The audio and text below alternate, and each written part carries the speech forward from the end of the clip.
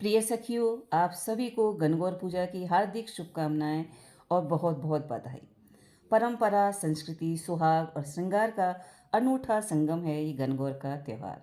गण यानी भगवान शिव और गौर यानी माता पार्वती। सुहागन महिलाएं अखंड सौभाग्य की प्राप्ति के लिए माता शिव, माता पार्वती और भगवान शिव की पूजा करती हैं। तो आज मैं भी अपने पारंपरिक परिधान में तैयार होने जा रही हूँ और लगभग तैयार हूँ। ये मैंने पहनी है पीले की साड़ी। हमारे यहाँ पीले की साड़ी को बहुत ही शुभ माना जाता है। इसके साथ ही चुनरी और लहंगा ओढ़ने। ये बनाए हैं हमने गणगौर की पूजा के लिए गुना। गणगौर की पूजा में दूब, फूल और गुना का बहुत महत्व है।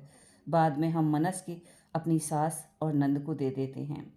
ये मैं और सुपर्णा हम तैयार हो चुके हैं और लोटे में जल और दूब भर के हमने लोटा सजा लिया है पूजा के लिए और पूजा पर हम बैठ चुके हैं। पूरा विधि विधान से जितना हमें आता था हमने पूजा की, कहानी की और कहानी के साथ ही इसके कुछ पारंपरिक गीत हैं जो हमने किताब से लेके गा लिए थे। और पूजा करके अब हम आए हैं बाहर और एक छोटी सी ग्रुपिंग भी करवाई है। ये देखिए, ग्रुपिंग के बाद एक बार मैंने फिर से ये फ़ोटो इसलिए आपको दिखाई है कि गौर और गणगौर जी के नीचे जो आप पट्टे पे देख रहे हैं ज्वारे, इनका बड़ा ही महत्व है। जैसे जैसे ये ज्वारे बड़े होते हैं, अंकुरित होते हैं, तो इनका प्रतीक है ये हमारे सुख समृद्धि का, उत्साह और उमंग का।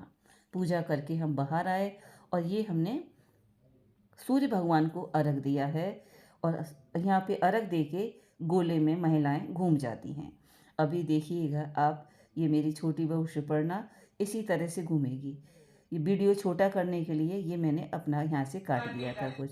तो ये इस तरह से महिलाएं पूजा करके सब अपने लोटे का जल लेके इस तरह से घूम जाती हैं। इसका भी एक अपना परंपरा है। मैं अगले वीडियो में आपको इसके बारे में बताऊंगी। और ये है मेरी बड़ी बहू अंकिता, बेंगलोर में। ये भी पूरे विधि विधान से अपनी पूजा करती है और इसने भी गुने बनाए हैं बहुत। ये तैयार है, अभी ऑफिस जाएगी, इसलिए ये इसकी छुट्टी नहीं है, तो ये तैयार हो चुकी है। घर आके हमने पूजा के बाद अपनी एक छोटी सी ग्रुपिंग यहाँ भी फ़ोटो खिंचवाए। और ये है मेरी बड़ी ननद, इनका आशीर्वाद लिया है। और आज शाम को हम ये गणगौर का विसर्जन करने के लिए तैयार हैं। ये मोहल्ले की सभी महिलाएं अपनी अपनी गणगौर लेकर यहाँ विसर्जन करने के लिए आई हैं। नदी, तालाब, कुआं, पोखर में इसका विसर्जन किया जाता है। एक बार पुनः आप सभी को गणगौर पूजा की हार्दिक बधाई और शुभकामनाएं।